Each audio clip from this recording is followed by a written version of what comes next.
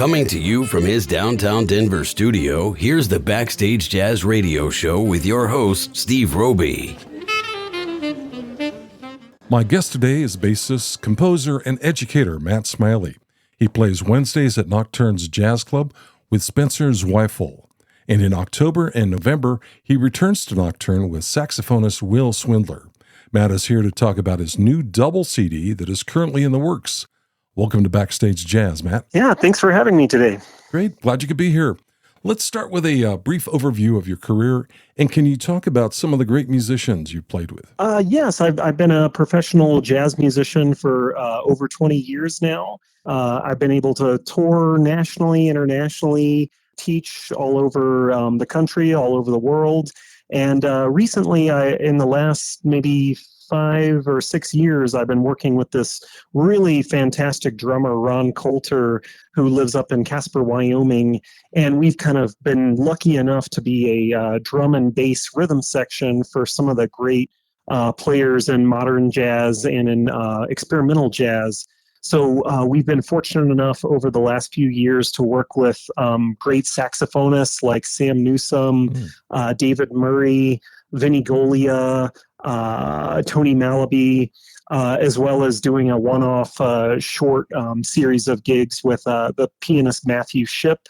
And right now we're actually in the works of setting up a short Colorado tour with us and multi-instrumentalist Vinnie Golia. Nice. That's great. Hey, in the introduction, I mentioned that you're also an educator. Can you tell our listeners about the workshops on free improvisation and jazz bass that you lead? Currently, I teach a jazz history class at CU Boulder, but I have been able to be invited to work with a lot of different schools over the years, teaching John Zorn's Cobra, which is kind of like a fun improv game where as long as people can basically learn the game and follow the rules, any kind of skill level of players can kind of participate in this musical game. And I've given workshops on graphic notation, so using non-traditional forms, incorporating art and that kind of media into music scores. And even years ago, I gave a seminar on text scores, where just talking about how you can create music just by using text information instead of, chords and sheet music and melody, harmony, rhythm. And so that kind of world of experimental music has always interested me. And so it's been fun to give workshops to different music students and kind of show them some different options that are out there with composing and improvising. That sounds fascinating. How can folks sign up for that? Currently I don't have anything on the books. I think the last workshop I gave was at DU, something that Annie Booth was able to set up for me. But I would like moving forward to maybe try to set up something at the Muse in Lafayette to give kind of an open workshop on this kind of music. That sounds great. I'm excited to play some the new music, the new upcoming unreleased music, should I say. A few tracks off of your upcoming double CD. Can you tell our listeners who performs on it, and do you have a release date in mind? Yes. So this is a wonderful album that I was trying to get this recorded actually several years prior. And of course, the pandemic kind of set things a little off course. So this is with saxophonist David Pope, who is a former student of the great Yusef Lateef. And he was the really great mentor for me in college.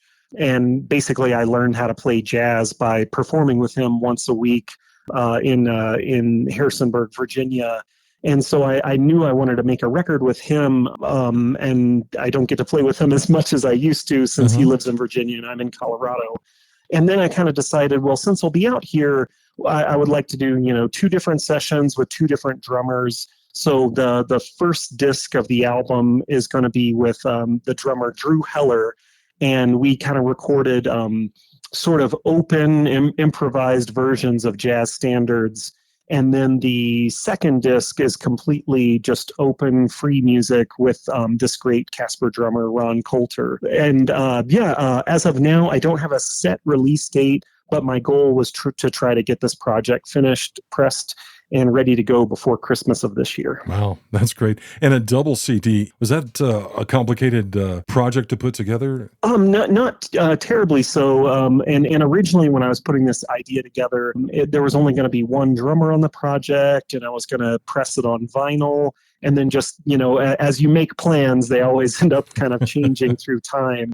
And since Dave was able to be out here for longer than I initially anticipated, I figured, let's just get a lot of music recorded and just try to release a bunch of it all at once. So this will be my first double CD that I've ever recorded, but I think it's a fantastic record. And it very much is kind of a yin-yang between the two albums. So I'm very excited to get this out there for listeners. Okay. I've got Bird queued up from the first disc. What can you share with our listeners about this track? So this is our version of the standard Bye Bye Blackbird. And the main thing to kind of listen for is there's no representation of the melody. So basically we're playing over the set form and chord changes, and we're pretty much playing things relatively straight ahead, but without the actual original melody of Bye Bye Blackbird. And I thought this take in particular worked out very, very well. So excited for this to kind of be, sort of a single for the album. Nice. Okay, great. Well, let's listen to Bird now here on Backstage Jazz.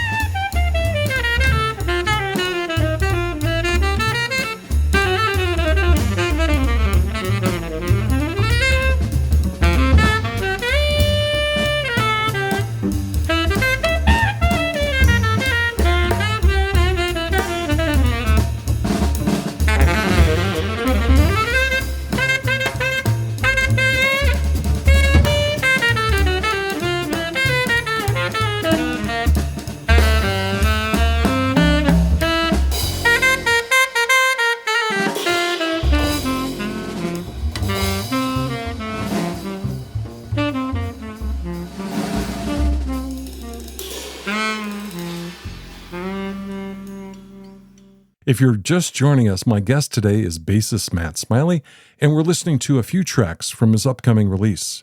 Next, we'll hear Mining Operation. What's the story on this song, Matt? With this recording session with Ron Coulter on drums, we kind of left everything completely open-ended. So occasionally we would give like just very short gestural information, like, okay, well, let's do another one, but let's play kind of soft and ballad-like, or, you know, let's do something where one of us plays really fast and one of us plays really slow. And so with my Mining Operation, this one kind of, I thought it literally sort of sounded like that, you know, coal miners, you know, chopping away with their pickaxes. So it has this very kind of programmatic feel, but all of the music is, open, improvised, and our drummer Ron has a lot of cool extra percussion textures and sounds that he uses. So that's featured very well on this recording. Okay, here it is. Here's Mining Operation on Backstage Jazz.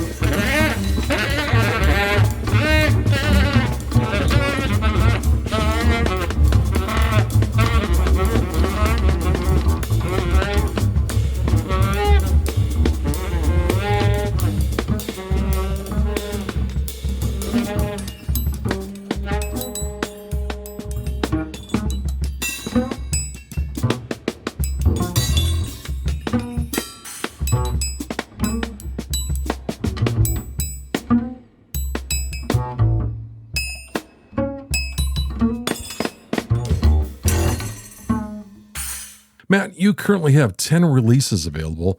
Where can I send our listeners to find out more about these recordings? Yes, I've got a great Bandcamp page. So that's www.mattsmiley, S-M-I-L-E-Y, www.mattsmiley.bandcamp.com. And all of my records are available to stream. You can purchase the digital downloads.